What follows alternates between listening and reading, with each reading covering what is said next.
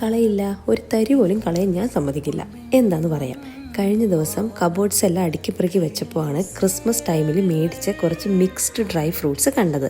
എന്തിനാ വെറുതെ കളയണത് എന്ന് വിചാരിച്ച് അതിൻ്റെ എക്സ്പയറി ഡേറ്റും ടെക്സ്ചറും ഒക്കെ നോക്കിയപ്പം എല്ലാം നമുക്ക് അനുകൂലമാണ്. പിന്നെ എന്ത് നോക്കി നിൽക്കണം, സാമഗ്രികളൊക്കെ എടുത്ത് അടുത്തൊരു കേക്ക് ഉണ്ടാക്കാൻ ഞാൻ കളത്തിലിറങ്ങി. കേക്കിന് വേണ്ട എല്ലാവിധ സാധനങ്ങളും അന്ന് മേടിച്ചത് ഇരിപ്പുണ്ടായിരുന്നു.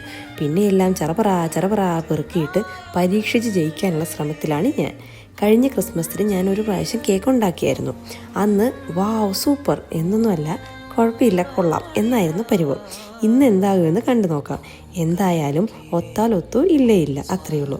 ഇങ്ങനെയൊക്കെ ഉണ്ടാക്കി നോക്കാൻ ഇഷ്ടമുള്ള കൂട്ടത്തിലാണ് ഞാൻ. അതുകൊണ്ട് തന്നെ ഉണ്ടാക്കി കുളമായാലും അയ്യോ വെറുതെ സമയം കളഞ്ഞു എന്നൊരു ചിന്ത വരാറില്ല.